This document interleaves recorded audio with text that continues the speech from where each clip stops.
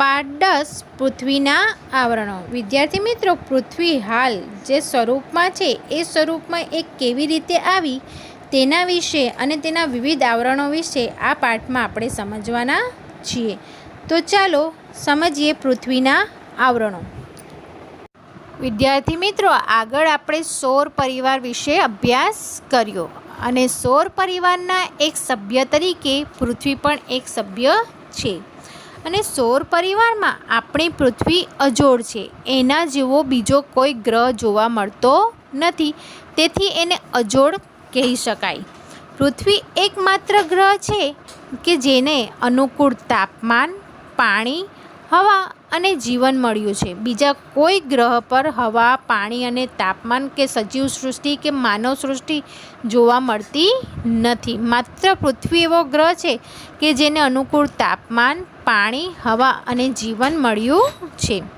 બીજા ગ્રહો પર હજુ પાણી અને ઓક્સિજન પૂરતા પ્રમાણમાં મળ્યા હોવાના હજુ પુરાવા નથી, જેથી એ પૃથ્વીને મળેલી શું છે? અમૂલ્ય ભેટ છે. સામાન્ય રીતે આપણે જાણીએ છીએ, પૃથ્વીનો જ્યારે ઉદ્ભવ થયો ત્યારે એક અગનગોળા સ્વરૂપ હતી. લાલચોળ અગનગોળા સ્વરૂપ. જ્યારે સૂર્ય કેવો ધગધગતો લાવા તમે જોયો હશે, સૂરજ જ્વાળામુખીનો, એ કેવો લાલચોળ હોય છે, એવી જ પૃથ્વીનો ઉદ્ભવ થયો ત્યારે એ અગનગોળા સ્વરૂપની હતી. એ અગનગોળો ધીરે ધીરે શું પડવા લાગ્યો? ઠંડો પડવા લાગ્યો. અને એ જે ઠંડા પડેલો ભાગ છે તે અમુક પ્રવાહી અને ઘન સ્વરૂપમાં શું પામ્યું? રૂપાંતર પામ્યું. આમ પૃથ્વીની આસપાસ વાયુઓનું તથા પૃથ્વીની સપાટી પર ખડકો અને માટીનું આવરણ અસ્તિત્વમાં આવ્યું. અગન સ્વરૂપની જે પૃથ્વી હતી તે ધીરે ધીરે ઠંડી પડવા લાગી.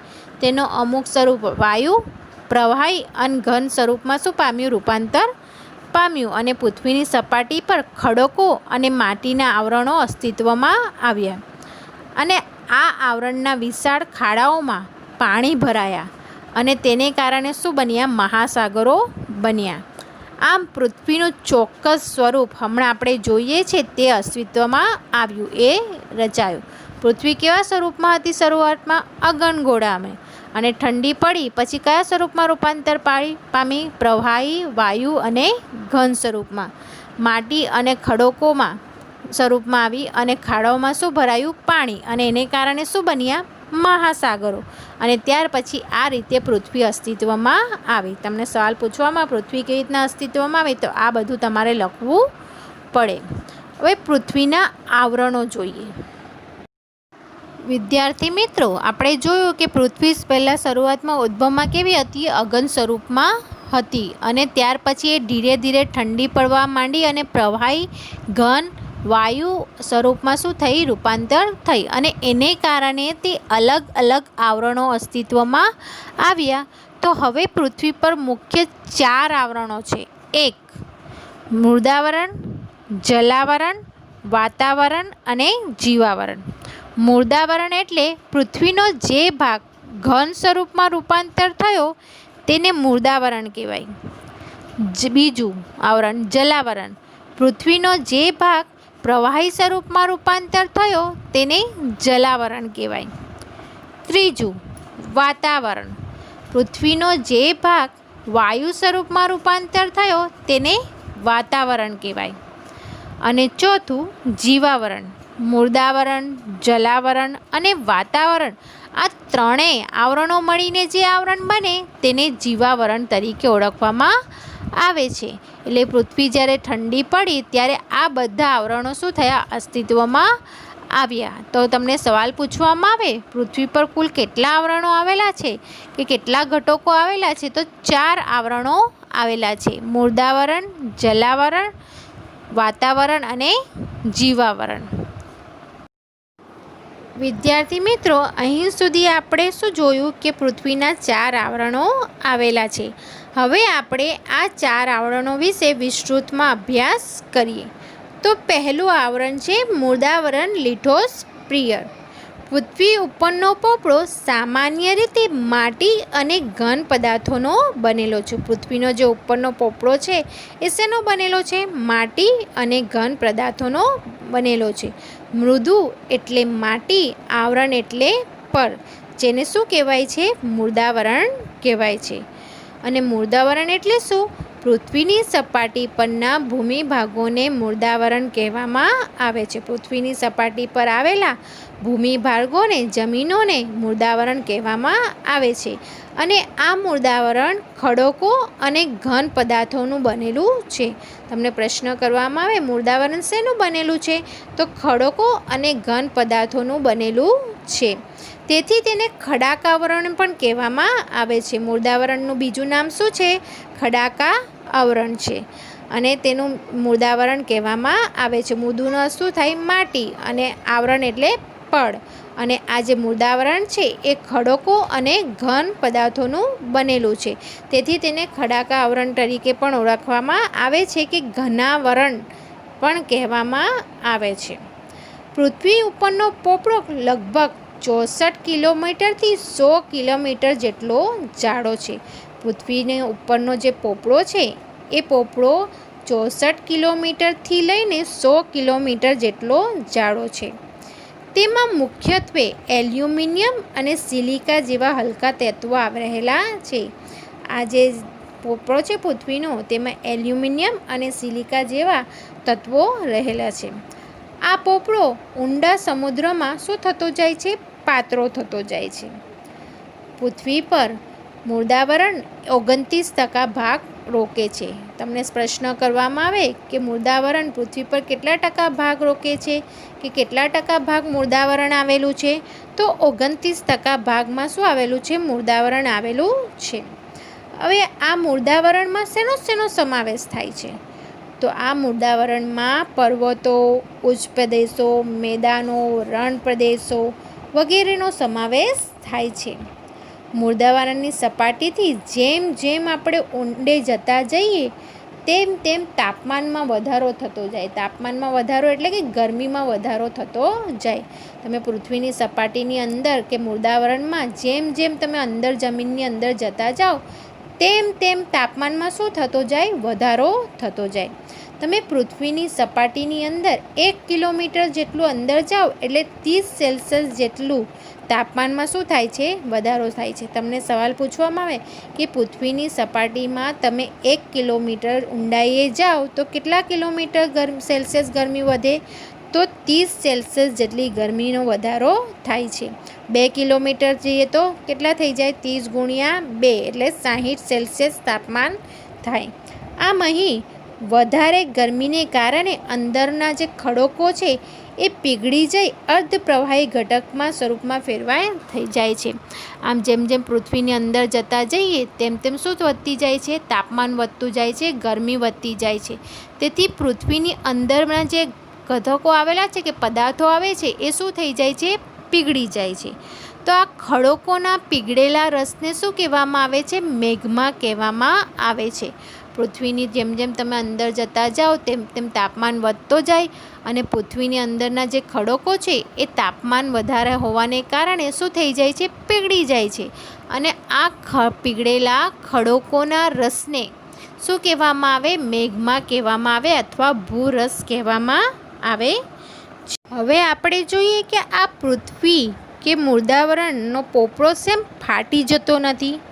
તો ભૂગર્ભમાં એટલે કે જમીનની અંદર કેટલાક વાયુઓ આવેલા છે જે ગરમ થતાં ઉપરની તરફ દબાણ કરી બહાર નીકળવા માટે શું કરે છે? પ્રયત્ન કરે છે. પરંતુ ઉપરના જે ખડકો છે એ ખડકોનું દબાણ પણ શું હોય છે? તેટલું જ હોય છે. તેથી બંને પરસ્પર વિરોધી દબાણ હોવાને કારણે બંને વચ્ચે સમતુલા જળવાઈ રહે છે અને તેને કારણે પૃથ્વીનો પોપડો ફાટી જતો નથી. જ્યાં આ સમતુલા જળવાતી નથી ત્યાં પૃથ્વીનો પોપડો શું થઈ જાય છે? ફાટી જાય છે અને જ્વાળામુખી વિસ્ફોટ થાય છે. તમને કારણ પૂછાય છે કે પૃથ્વીનો પોપડો સાથે ફાટી જતો નથી? તો ભૂગર્ભની અંદર શું આવેલા છે? કેટલાક વાયુઓ આવેલા છે અને તેઓ ગરમ થઈ બહારની તરફ આવવા પૃથ્વીની સપાટી પર આવવા માટે પ્રયત્ન કરે છે, પરંતુ પૃથ્વીના ઉપરના ખડકોનું દબાણ પણ તેટલું જ હોય છે. તેથી નીચે અને ઉપરના પદાર્થોનું દબાણ સરખું હોવાને કારણે શું જળવાઈ રહે છે? સમતુલા જળવાઈ રહે છે. તેથી પૃથ્વીનો પોપડો ફાટી જતો નથી. અને જ્યાં સમતુલા જળવાતી નથી ત્યાં શું થાય છે? જ્વાળામુખી વિસ્ફોટ થાય છે. વિદ્યાર્થી મિત્રો, હવે આપણે જોયું કે મૃદાવરણ પર શું શું આવેલું છે. તો આ મૃદાવરણ આપણા માટે મહત્ત્વનું છે, ઉપયોગી છે? તો હા છે. તો કઈ કઈ રીતે? તો મૃદાવરણ આપણાને રહેઠાણ માટે ઉપયોગી છે, કેમ કે આપણે એના પર શું બાંધીએ છીએ? આપણા ઘરો બાંધીએ છીએ. મૃદાવરણ ખેતી માટે ઉપયોગી છે. મૃદાવરણ ઉદ્યોગો માટે ઉપયોગી છે. અને મૃદાવરણ પર જ આપણાને શું મળી રહે છે? પાણી મળી રહે છે, જંગલો મળી રહે છે. તેમજ મૃદાવરણમાંથી આપણાને શું મળે છે? ખનિજો પણ મળે છે. તેથી મૃદાવરણ આપણા માટે શું છે? ઉપયોગી છે. આ પણ પ્રશ્ન પૂછાય છે કે મૃદાવરણ આપણા માટે મહત્ત્વનું છે. મૃદાનું મહત્ત્વ સમજાવો, મૃદાવરણની ઉપયોગો સમજાવો.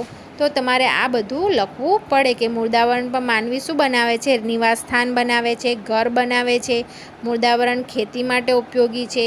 મૃદાવરણ ઉદ્યોગો માટે કાચો માલ પૂરો કરવા માટે ઉપયોગી છે. મૃદાવરણ પર જંગલો મળી રહે છે. મૃદાવરણ પર ખનિજો મળી રહે છે. બરાબર? આ રીતે મૃદાવરણ આપણાને ઉપયોગી છે, કે મૃદાવરણ આપણા માટે મહત્ત્વનું છે.